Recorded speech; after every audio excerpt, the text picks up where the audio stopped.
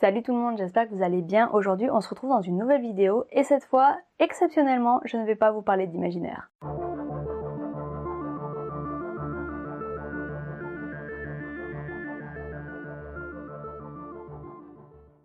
On se retrouve aujourd'hui pour 7 romans que j'ai aimés et qui ne font pas partie de mon genre de prédilection, qui, je le rappelle, est la SFFF, donc science-fiction, fantasy, fantastique. Et donc ce sont 7 romans que j'ai lus et que j'ai beaucoup aimés. Et on commence avec un genre que je lis très peu. J'aimerais beaucoup en lire plus, notamment tout ce qui se rapporte aux auteurs grecs et aux auteurs de l'Antiquité. J'aimerais énormément en lire plus de ce côté-là. Mais malheureusement, ce n'est pas encore le cas, donc il faut que je m'y remette, il faut que je me refasse une liste de tous les romans, enfin de toutes les œuvres que je dois lire dans ce genre-là. Il s'agit d'une pièce de théâtre et donc je vous présente ici Une maison de poupée, Henrik Ibsen. Alors, Une maison de poupée, c'est une pièce de théâtre que j'ai étudiée lors de mes années de classe préparatoire. Et donc le thème était la liberté, il me semble. Et ici, on va suivre une jeune fille, enfin une jeune femme nommée Nora, qui est mariée à Thorvald Elmer.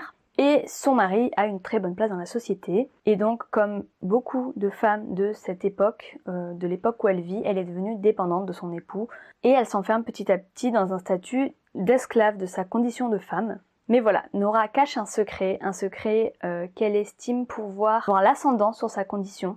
Et donc on va suivre ses aventures dans cette maison et dans cet univers assez machiste, assez oppressant pour la condition féminine. Mais vous le verrez, Nora nous réserve plus d'une péripétie. Le deuxième roman que je vous présente, c'est un roman historique. Alors je vous parlais tout à l'heure d'auteurs de l'Antiquité. C'est une époque qui me passionne et donc j'ai eu l'occasion de lire La naissance des sentiments de Jean-François Kervéan aux éditions Robert Laffont. Et donc ici, c'est un roman qui prend place dans l'Antiquité, notamment à Sparte. Ça se situe au 5e siècle avant Jésus-Christ.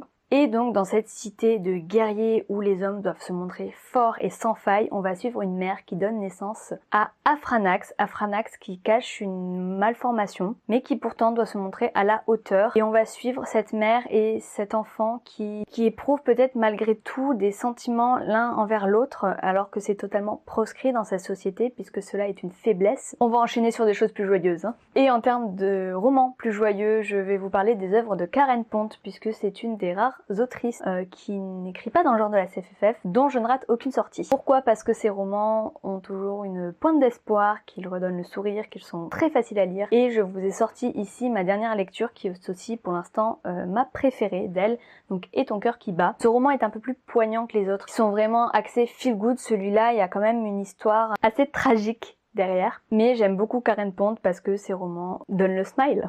Donc là, on va suivre 2 jeunes filles qui ont monté leur entreprise de tourisme et pour alimenter la partie blog, l'une des 2 voyage dans des endroits insolites, dans des hôtels insolites. Et là, elle va se retrouver dans l'hôtel Au meilleur ami de l'homme, qui est un hôtel assez particulier puisque devant chaque porte de chambre se trouve un chien. Et donc tout votre séjour, vous avez la responsabilité de ce chien et quand vous repartez, vous avez le choix de l'adopter ou alors de repartir sans l'animal. Mais du coup, ça permet d'allier peut-être de bonnes actions, donc faire vivre un commerce local et puis que les chiens trouvent potentiellement une famille. On va suivre Roxane, donc la jeune femme qui vient faire son reportage pour alimenter le blog de l'entreprise de tourisme. Mais Roxane a un passé assez lourd à transporter avec elle. On va donc suivre des rencontres qui vont, pourquoi pas, l'aider à remonter la pente. Une autre autrice de feel good dont je n'ai lu qu'un roman, mais il y en a 2 ou 3 autres dans ma pile à lire. Il s'agit de Lena Walker. Ici, je vous présente De joie coulent mes larmes, publié aux éditions Michel Lafon. Au-delà d'être une autrice talentueuse, je suis un peu chauvine sur les bords puisque Lena Walker est originaire de ma ville. Mais là, on va suivre une jeune fille, donc Romy qui menait une vie à 100 à l'heure, clairement, elle était juriste à Nice. Elle rêve de faire carrière à la télévision, mais voilà, le destin fait qu'elle revient s'installer à Saint-Tropez chez sa grand-mère. Par un coup du hasard, elle va croiser la route d'un médium qui va lui annoncer que son quotidien va être totalement chamboulé. Évidemment, Romy n'y croit pas une seule seconde, tout comme d'ailleurs je n'y croirais pas non plus. Et donc on va suivre les pérégrinations de cette jeune femme à la poursuite de son destin. Bon, après cette dose de bonne humeur, je vous propose qu'on replonge un petit peu dans le sombre, puisque en fait, en dehors de la SFFF, c'est peut-être là que je me sens le mieux. Là aussi, c'est un auteur dont je ne rate aucune sortie, puisque j'ai lu déjà 2 romans, que 2 autres sont dans ma pile à lire, et que j'adore vraiment la construction de ses œuvres. Il s'agit de Olivier Norek, donc ici je vous présente Surface, édité aux éditions Michel Lafon. Olivier Norek est un auteur de policier. Il a aussi écrit Entre deux mondes, c'était un roman qui se passait dans la jungle de Calais, mais moi j'ai préféré Surface. Donc ici on va suivre Noémie, une capitaine qui se retrouve blessée au visage, mais quand je vous dis blessée, c'est défigurée, lors d'une intervention, et donc après sa convalescence, après cette remise sur les rails, elle se sent prête, elle, à retourner travailler, mais voilà, sa hiérarchie a décidé que pour elle, comme pour son équipe, avoir un capitaine défiguré qui leur rappelle sans cesse l'échec de leur dernière mission ne serait pas une bonne idée. Noémie va se voir mutée temporairement dans une petite ville sans histoire, mais voilà,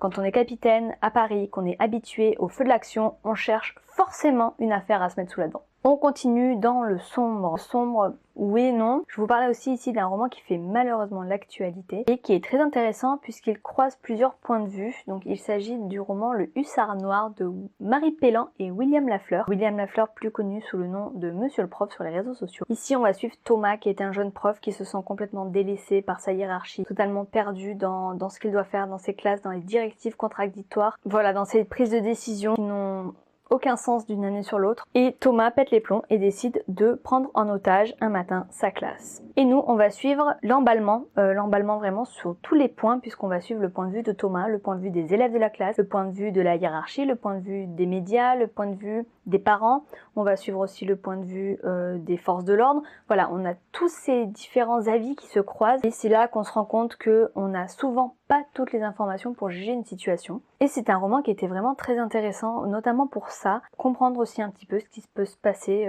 dans ce milieu éducatif qui est malheureusement en train de s'écrouler. Et enfin, on termine avec je pense pas en fait, c'est sûr, c'est mon seul coup de cœur, c'est mon seul coup de cœur qui n'est pas de l'imaginaire. Ce roman, je l'ai dévoré en une journée, je ne l'ai pas lâché en fait du début jusqu'à la fin, je n'ai même pas fait de pause un moment ou à un autre. Il s'agit de Par le feu de Will Hill. Et ce roman, il va nous parler du démantèlement d'une secte. Mais nous, on va suivre Moonbin, qui est une jeune fille qui est née et qui a grandi dans cette secte, avec d'autres enfants.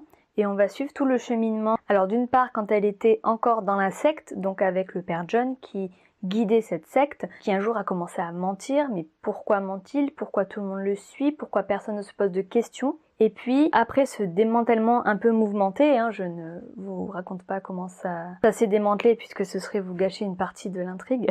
Après ce démantèlement, la vie d'après, comment c'est de retrouver le contact avec le monde extérieur. Et j'ai trouvé ce roman très bien fait d'un point de vue psychologique puisque on est vraiment avec Moonbin dans ses réflexions, dans sa manière d'être, dans ses questionnements. On est avec Moonbin quand elle ne comprend pas pourquoi les autres enfants ne voient pas le problème, pourquoi les autres enfants veulent retourner derrière cette clôture. Et on ne peut pas leur en vouloir parce que c'est ce qu'ils ont toujours connu. D'un autre côté, on peut pas en vouloir aux adultes non plus parce qu'ils ont grandi là-bas, ils n'ont pas eu toutes les informations à propos du monde tel qu'il était. Et donc ça me fait un peu penser à l'allégorie de la caverne. Quand vous avez une vérité, que vous n'avez toujours eu que celle-là, vous n'allez pas chercher plus loin parce que ça fait peur. Et ce roman le porte merveilleusement bien. Il est inspiré d'une histoire vraie, donc sur la secte de Waco. Et je pense que c'est aussi pour ça qu'il est aussi touchant, c'est que ces éléments-là, même s'ils ne sont pas arrivés trait pour trait dans la réalité, c'est quelque chose qui s'est quand même passé, c'est quelque chose qui se passe encore aujourd'hui. Donc c'est un roman que je trouve très poignant. Pour la petite histoire, au début, je n'avais pas du tout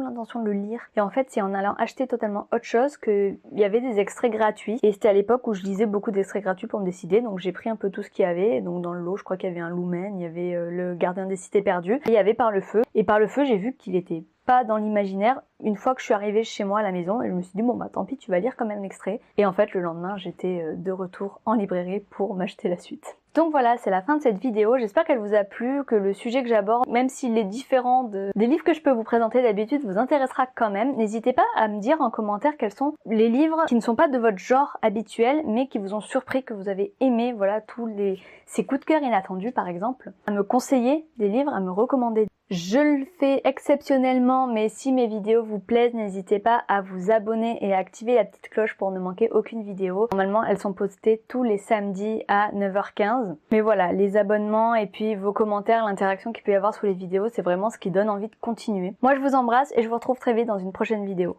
Bye!